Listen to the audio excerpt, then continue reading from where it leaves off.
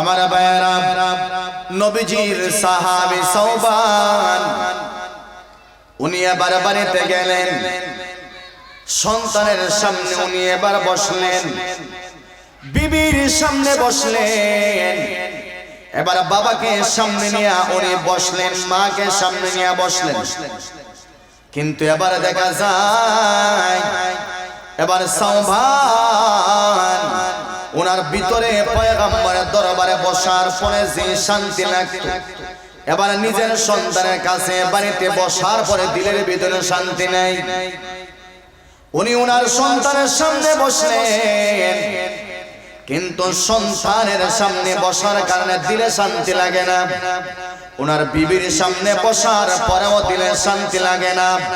উনি ওনার বাবার সামনে বসার পরেও দিলে শান্তি লাগে না। সাওবান রাদিয়াল্লাহু তাআলা আনহুর ভিতরে শুধু অশান্তি, শুধু অশান্তি। উনি দৌড় দিয়ে আল্লাহর পয়গম্বরের দরবারে উনি চলে গেলেন। বিশ্বনবীর দরবারে যাওয়ার পর সাওবান আল্লাহর পয়গম্বরকে এবার বললেন, ওগো পয়গম্বর, আমি যখন আপনার দরবারে বসি, আপনার জবান থেকে যখন আমি কোরআনের কথাগুলো শুনি, আপনার জবান দিয়া যখন জান্নাতের আলোচনা শুনি, জাহান্নামের আলোচনা শুনি, আমার দিলে শান্তি পাই, আমার দিলের ভিতরে একটা আরাম লাগে।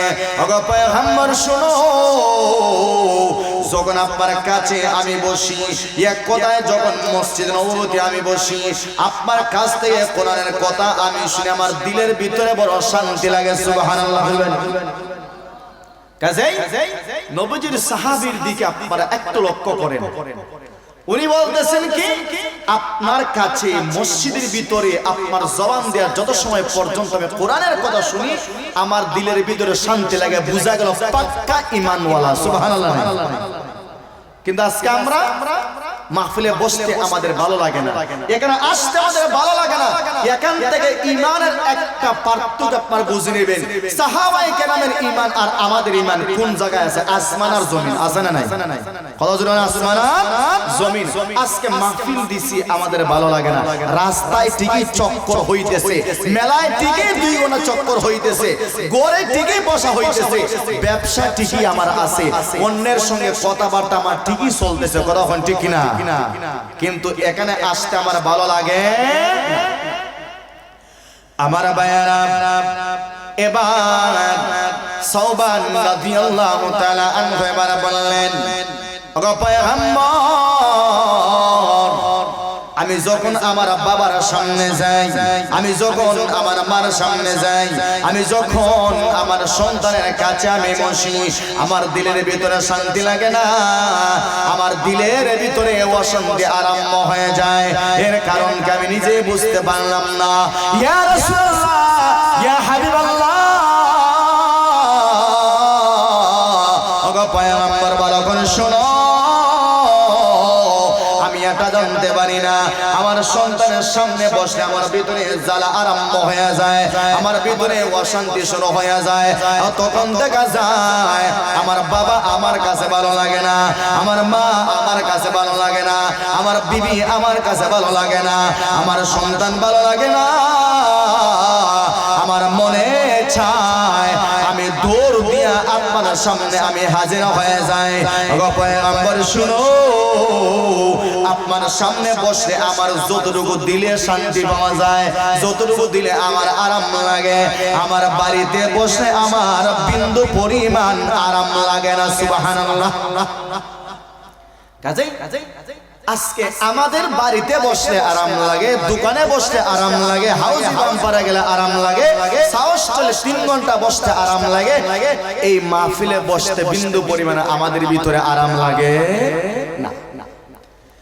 এজন্য আমার আল্লাহ বলেন, ওয়া ইযা ক্বিলা লাহুম আমিনু কামা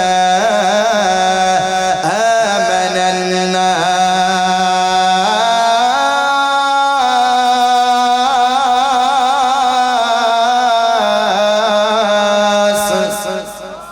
আমার আল্লাহ এজন্য বললেন, ওরে বান্দা বান্দা ভালো করে শোনো, ও খালিগার মুসলমান ভালো করে শুনবা, ভালো করে শুনবা। আমার আল্লাহ স্পষ্ট করে এবার বললেন, মেলায় যাইতে তোমার ভালো লাগে, এবার হাউজি বাম্পারে যাইতে ভালো লাগে, সাহস করে এক কাপ চা খাইয়া 2 ঘন্টা সময় ব্যয় করলে তোমার ভালো লাগে। ওরে বান্দা শোনো, ভালো করে শোনো, এর দ্বারা বোঝা গেল মসজিদে নামাজে আসলে তোমার দিলে শান্তি লাগে না, নামাজ পড়তে তোমার দিলে শান্তি লাগে না। অথচ সাহাবায়ে কেরামের দিলে বাড়া গেলে আরাম লাগতো না, নবীজির দরবারে আসলে তাদের দিলে শান্তি লাগতো। এর দ্বারা বোঝা গেল আমাদের ঈমানটা সাহাবায়ে কেরামের ঈমানের মতো হয় না, আমরা তাদের মতো মজবুত ঈমানওয়ালা এখনো হতে পারলাম না, ঠিক কিনা?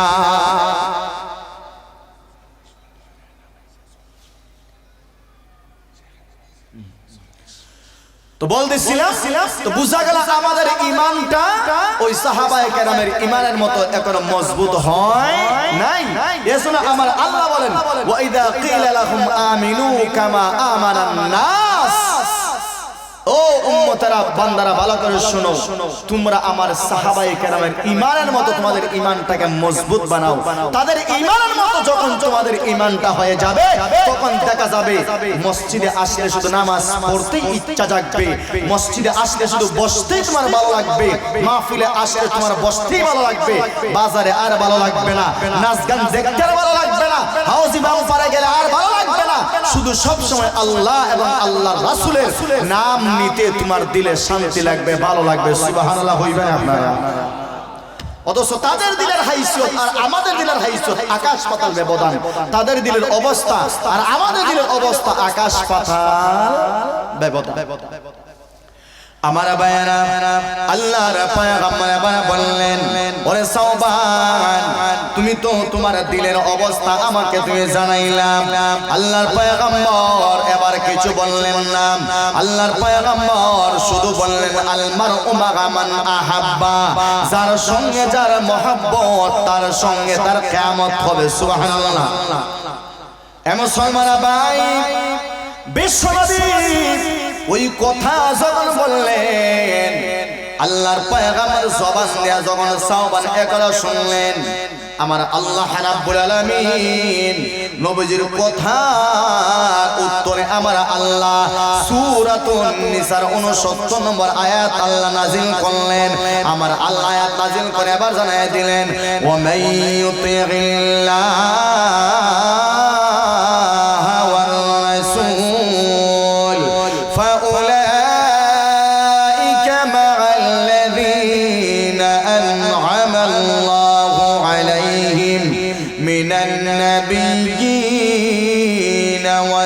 والصديقين والشهداء والصالحين وحسن أولئك رفيقا।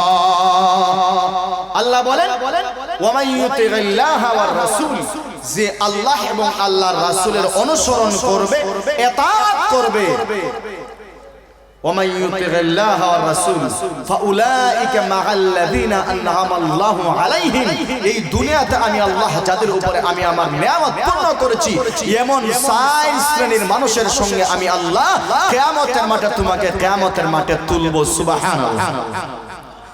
من النبيين والصديقين والشهداء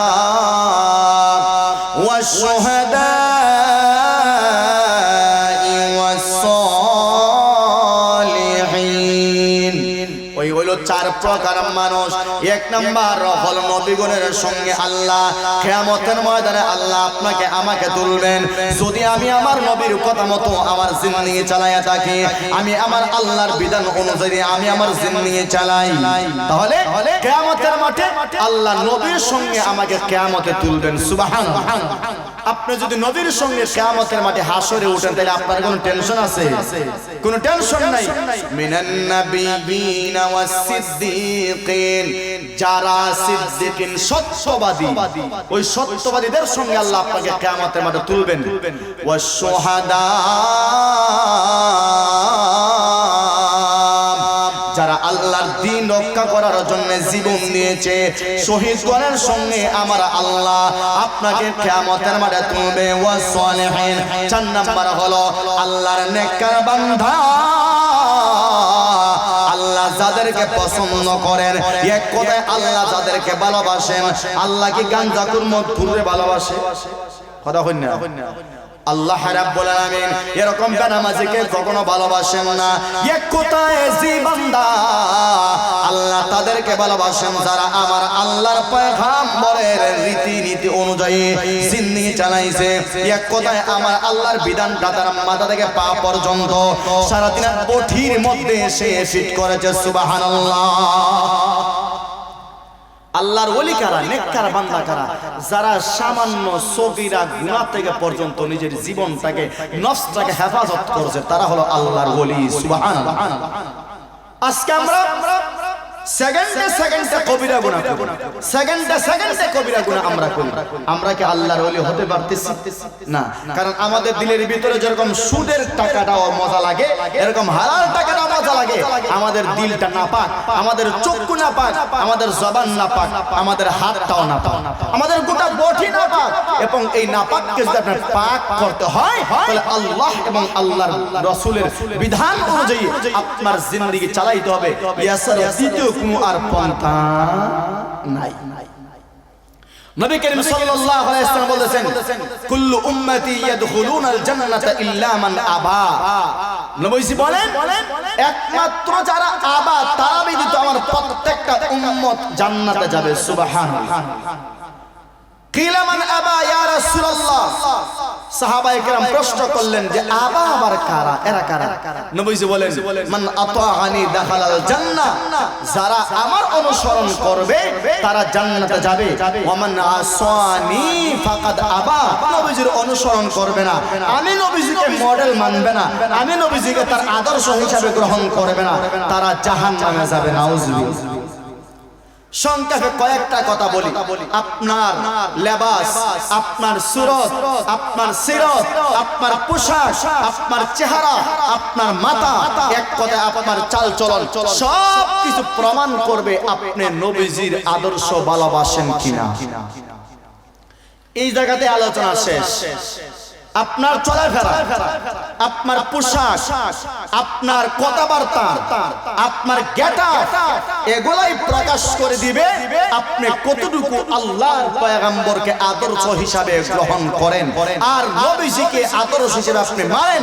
আল্লাহর বিধানটা আপনি কতটুকু মানতেছেন, কাজে বোঝা যাবে।